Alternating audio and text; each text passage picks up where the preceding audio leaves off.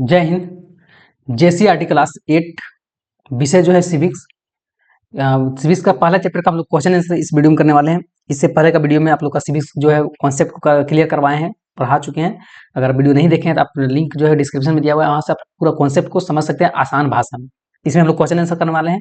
चलिए शुरू करते हैं। शुरू करने से पहले अगर आप चैनल पहली बार आए हैं तो चैनल को सब्सक्राइब कर लीजिए, बेल आइकन को ऑन कर लीजिए, क्योंकि इस चैनल पर जो है आप लोग को हर एक तरह का जो है बोर्ड एग्जाम का तैयारी करवाया जाता है, चाहे वो वीकली टेस्ट हो, सब्जेक्टिव क्वेश्चन हो, ऑब्जेक्टिव क्वेश्चन हो, सारा चीज। शुरू करते हैं। चैप्टर का नाम है संविधान। सबसे पहला प्रश्न आता है कि आइए जाने हम लोग इसको।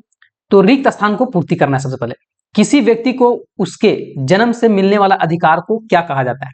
कोई व्यक्ति जो है उसको जन्म से जो अधिकार मिलता है उसको क्या बोला जाता है? तो उसको मानवाधिकार बोला जाता है। हाँ, जन्म से जो अधिकार मिलता है उसको मानवाधिकार बोला जाता है। उसके बाद है शिक्षा। कौन सा सूची के अंतर्गत है ना? शिक्षा जो आता है वो समवर्ती सूची के अंतर्गत में आता है, क्योंकि शिक्षा पर जो है वो दोनों सरकार जो है वो कार्य करती है, राज्य सरकार और केंद्र सरकार दोनों, तो समवर्ती सूची हो जाएगा। उसी प्रकार अच्छा, इसका जो है पीडीएफ जो है उसका डिस्क्रिप्शन में लिंक दिया हुआ है, पीडीएफ भी डाउनलोड कर सकते हैं। नेक्स्ट है कि खालिस्तान समिति की रिपोर्ट के आधार पर संविधान मूल्य कर्तव्य के शामिल किए गए हैं। तो स्वर सी है ना, यहाँ क्या हो जाएगा? स्वर सी समिति। तीसरा में स्वर सी, स्वर्ण सी हो जाएगा, स्वर्ण सी। अब चौथा में है संविधान के भाग। कौन सा भाग में जो है मौलिक अधिकार का वर्णन किया गया है? तो संविधान के तीनवें भाग में है ना, तीनवें भाग में अनुच्छेद 12 से लेके 30 और 32 से लेके 35 में जो है वो संविधान में मौलिक अधिकार के वर्णन किया गया है। अब नेक्स्ट आता है, इसमें एक और क्वेश्चन है कि मानवाधिकार हर साल कब मनाया जाता है ना? ये क्वेश्चन नई टाइप का है। तो मानवाधिकार जो है हर एक साल जो है वो 10 दिसंबर को मनाया जाता है ना, 10 दिसंबर को मानवाधिकार दिवस है ना। मानवाधिकार दिवस जो है हर साल है ना, हर साल 10 दिसंबर को मनाया जाता है। अब नेक्स्ट प्रश्न आता है कि संविधान में वर्णित किन्हीं 5 मौलिक कर्तव्य को लिखना है। तो 5 मौलिक कर्तव्य क्या क्या है? तो संविधान में वर्णित 5 मौलिक कर्तव्य निम्नलिखित है: संविधान का पालन करना और उसके आदर्श संस्थान और राष्ट्र ध्वज और राष्ट्रगान को आदर करना। दूसरा जो है स्वतंत्रता के लिए हमारे राष्ट्रीय आंदोलन को प्रेरित करने वाले उच्च आदर्शों का अपनाना चाहिए। तीसरा जो है वो भारत की संप्रभुता, एकता और अखंडता और अक्षुण्ण बनाए रखने के लिए हम लोग को कर्तव्य करना चाहिए। नेक्स्ट है देश की रक्षा और आवाहन किए जाने पर राष्ट्र की सेवा करनी चाहिए और सार्वजनिक संपत्ति की सुरक्षित रखनी भी चाहिए। जो मतलब पब्लिक प्रॉपर्टी है उसको जो है वो सुरक्षित रखना चाहिए। तो ये हम लोग का क्या है, संविधान में वर्णित 5 मौलिक कर्तव्य। टोटल 11 मौलिक कर्तव्य है, लेकिन यहाँ 5 बोला है लिखने के लिए।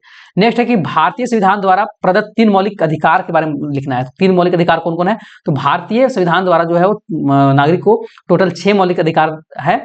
7 था लेकिन 1 को हटा दिया गया संपत्ति के अधिकार को, तो 6 बचा। उसमें से 3 लिखने बोला है। तो 3 जो है वो पहला समानता का अधिकार, स्वतंत्रता का अधिकार और शोषण के विरुद्ध अधिकार, 3 हो गया। नेक्स्ट आता है शिक्षा का अधिकार से आप क्या समझते हैं? तो शिक्षा का अधिकार 6 से लेकर 14 साल के आयु के सभी बच्चों को निःशुल्क और अनिवार्य शिक्षा प्रदान करने के लिए 2009 से जो है 2009 में पारित और 2010 में कानून जो था वो शिक्षा का अधिकार बना है। उसके बाद है मानवाधिकार से आप क्या समझते हैं? तो व्यक्ति को जन्म से जो अधिकार प्राप्त होता है, सामाजिक, आर्थिक अथवा राजनीतिक अधिकार को ही क्या बोला जाता है? मानवाधिकार बोला जाता है। नेक्स्ट आता है धर्मनिरपेक्षता शब्द का क्या अर्थ है? तो धर्मनिरपेक्षता शब्द का अर्थ यह है कि धर्म के प्रति निरपेक्ष भाव का होना, मतलब किसी भी धर्म का मतलब यहाँ बड़ाई नहीं करना चाहिए। अर्थात राज्य जो है वो धार्मिक मामले में तटस्थ रहेगा, धर्म को राज्य से अलग रखने की अवधारणा को ही बोला जाता है धर्मनिरपेक्ष। मतलब धर्म अलग है और राज्य अलग है, ये दोनों एक कभी नहीं हो सकता है। अब उसके बाद है, आइए चर्चा कीजिए इसमें से। भारत एक धर्मनिरपेक्ष देश है। कैसे कैसे धर्मनिरपेक्ष देश है? तो भारत का संविधान भारत को एक धर्मनिरपेक्ष राष्ट्र घोषित करता है। इस प्रकार से संविधान में धर्म को जो है वो राज्य से अलग रखा गया है, और भारतीय राज्य की बगडोर तो न किसी धार्मिक समूह के हाथ में होता है और न ही किसी राज्य के हाथ में होता है।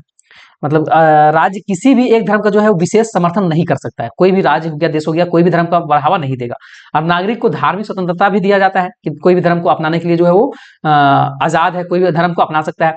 अब धार्मिक आधार पर कोई भी व्यक्ति को दबा भी नहीं सकता है कि मतलब तुम ये धर्म का है तो तुम जो है ये चीज नहीं कर सकता है।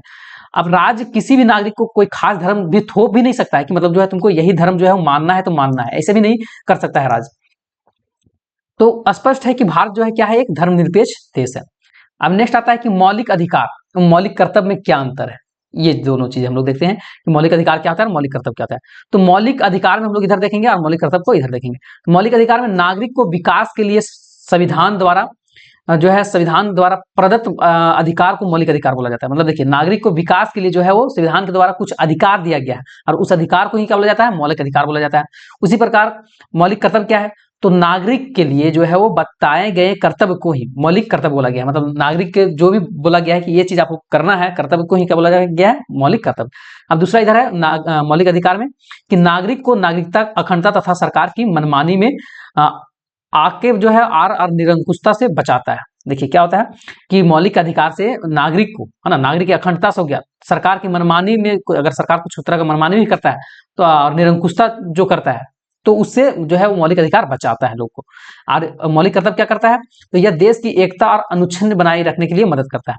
तीसरा जो है वो, इसका संख्या जो है टोटल 6 है मौलिक अधिकार का, और मौलिक कर्तव्य का जो संख्या वो 11 है। अब आगे प्रश्न आता है कि भारत स्वतंत्र एवं निष्पक्ष न्यायपालिका के लिए संविधान में किए गए प्रावधानों की व्याख्या कीजिए, है ना। तो भारत की स्वतंत्र एवं निष्पक्ष न्यायपालिका के लिए संविधान में निम्नलिखित जो है प्रावधान किया गया है। सबसे पहला कि उच्चतम न्यायालय और उच्च न्यायालय के जज जो होता है ना, उसका नियुक्त जो है राष्ट्रपति करता है, लेकिन उन्हें पदमुक्त जो है वो राष्ट्रपति नहीं कर सकता है। उसके लिए कौन करेगा, तो केवल और केवल महाभियोग द्वारा हटाया जा सकता है। मतलब जो और भी जज रहेंगे उन लोगों का विचार विमर्श करने के बाद। उच्चतम या उच्च न्यायालय के अधीन में कर्मचारियों की नियुक्ति तथा उनकी सेवा शर्त और आदि निर्धारण के अधिकार संबंधी न्यायालय का ही होता है। सरकार या संसद इस विषय पर किसी प्रकार का हस्तक्षेप नहीं कर सकता है। अब न्यायाधीश का पद मुक्त होने के पश्चात वह जो है कोई भी सरकारी पद जो है ग्रहण नहीं कर सकता है, और न ही मतलब अधीनस्थ न्यायालय में वकालत मतलब वकीलगिरी भी नहीं कर सकता है।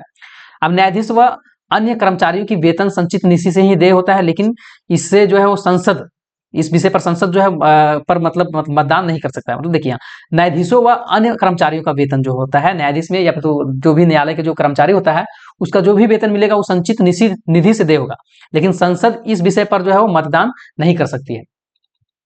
अब नेक्स्ट आता है छठा प्रश्न कि एक लोकतांत्रिक देश में मौलिक अधिकार का होना बहुत जरूरी है, क्या आप इससे इस कथन से सहमत हैं? और अपने उत्तर को जो है वो पक्ष में जो है 3 तर्क देना है।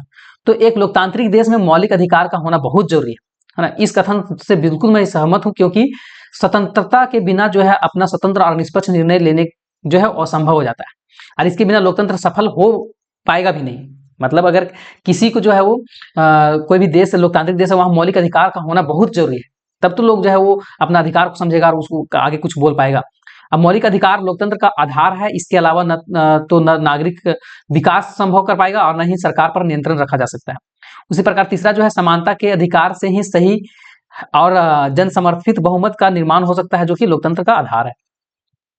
अब लास्ट प्रश्न आता है कि भारतीय संविधान में मौलिक कर्तव्य को क्यों शामिल किया गया है, किन्हीं 3 मौलिक जो कर्तव्य है उनको चर्चा करना है। तो भारतीय संविधान में मौलिक कर्तव्य को जो है स्वर्ण सिंह समिति की रिपोर्ट के आधार पर जो है 42वें संविधान संशोधन में 1976 ईस्वी द्वारा जो है वो भाग 4 क में जोड़ा गया है। इसका निम्नलिखित कारण था। क्या क्या कारण है, तो पहला कारण यह है कि नागरिक द्वारा राष्ट्रीय एकता व अखंडता को खतरा था इसलिए, और राष्ट्र है या फिर तो राष्ट्रीय संपत्ति है, प्राकृतिक पर्यावरण आदि को नुकसान पहुंचाएगा, इसकी वजह से इसको जोड़ा गया है। संविधान, राष्ट्रध्वज और राष्ट्रगान आदि के प्रति आदर लोग करे, बढ़ावा दे, इसके लिए जो है ये चीज को जोड़ा गया था। तो इसका जो है क्वेश्चन आंसर खत्म होता है। अब हम लोग जो है नेक्स्ट चैप्टर में मिलेंगे, तब तक के लिए जय हिंद जय भारत।